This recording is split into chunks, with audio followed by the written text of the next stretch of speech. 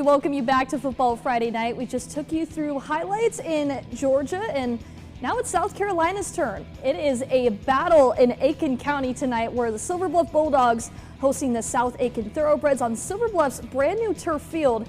Now Silver Bluff leads the all-time series 20-12, but looking to avenge last year's loss against South Aiken. In the first quarter, T-Bred's driving quarterback Tommy Burns hits Kyson McLeod for a 14-yard pickup and a first down. Now later, the T-Breds facing 4th and 13 from the 30, and Tommy Burns hits JT Wilson over the middle, takes it to the house, 7-0 at South Aiken, but here come the Bulldogs again. Dorian Jones goes up the middle and goes inside the 30.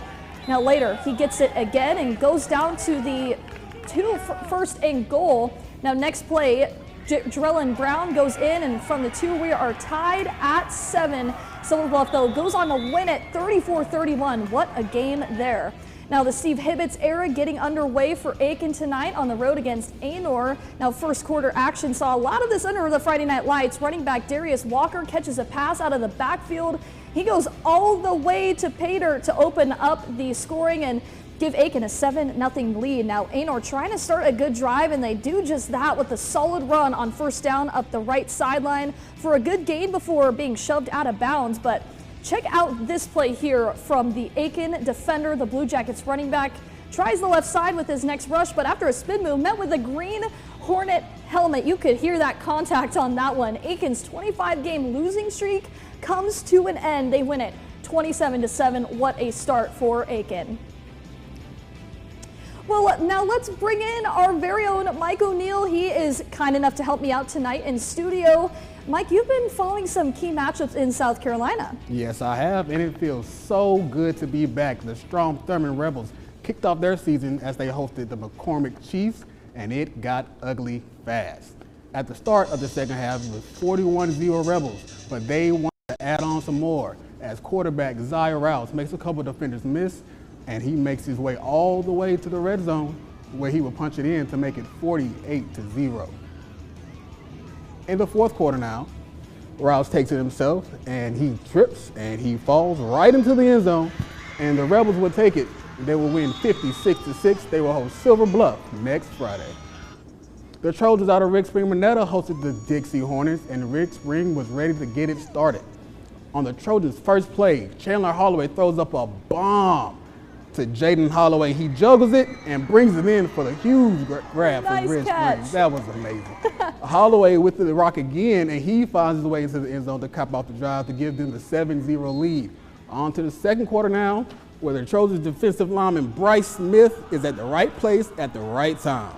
But that turnover would not be enough as the Trojans would fall 19-7. On Thursday night, Barnwell taking on Blackville Hilda. Barnwell was shaking off some rust as Messiah McFadden scoops up the fumble early for a Blackville Hilda turnover.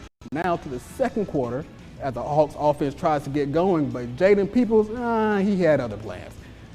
He takes this deep pass, intercepts it, and with a huge return to set up the Warhorse offense. As Peoples, he would reap the benefits of his own interception as he pushes his way in for 6 to give the Warhorse the lead. It would be all Barnwell for them as quarterback Vincent Gibson gets behind his O-lineman and muscles his way in the end zone. Watch him flex right here as Barnwell goes on to win it 22-6. Gianna? That was a nice run, Mike. Thank you so much. We go to Denmark versus Wagener-Salley here. Denmark sideline, looking forward to the second half. Third quarter, Denmark stays hot. Look at this. Duncan passes to Giante Stalley for a big gain here. Pretty ball. Wagener-Salley defense holds, and Wagener-Salley gives it to Caden Washington for a 20-yard pickup. Now, third play here. Later, the ball goes to Rashawn Staley for the 12-yard touchdown run. 2-point conversion is good. Wagener-Salley leads it, and the War Eagles, they go on to win it 34-6. Now we go to Allendale versus Hunter Kennard Tyler. Now, after a bad punt, HKT's Jeremy Blake gets to the 10-yard line. Now later, it's Caleb Landy for the touchdown. HKT leads it 6-0. Next touchdown, Keandre Bell Castile to Trenton Summer. The 2-point conversion is good. 14-0. HKT leads it. Later, it's Bell Castile passing to Josiah Ross for the touchdown. 2-point conversion is good. They go on to win it in dominant fashion, 44-0. Well, the battle of the Tigers tonight, Crescent taking on Saluda. We start off in the first quarter with this strong run from junior Jalen Bledsoe.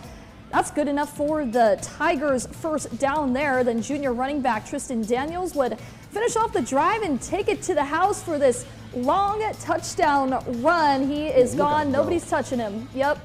Up 7-0 after making that extra point there. Crescent would look to gain some momentum of their own, but there would be multiple Tigers on that stop. Saluda would take over. Quarterback Braden Williams throw it up to Tristan Daniels here for the touchdown. They go on to win this one 28-6. They called that a head tap. Absolutely. Now, other South Carolina final scores: a Thursday night score, Pelion 35-0 over Williston Elko. Bamberg Earhart 42-0 over Edisto. Midland Valley's game against JL Mann moved to Saturday. They'll now be played at home at 5 o'clock. Wardlaw Academy 22, King Academy 44. Now coming up, we have a look back at our Game Night Live Game of the Week, a border battle between the black and the gold.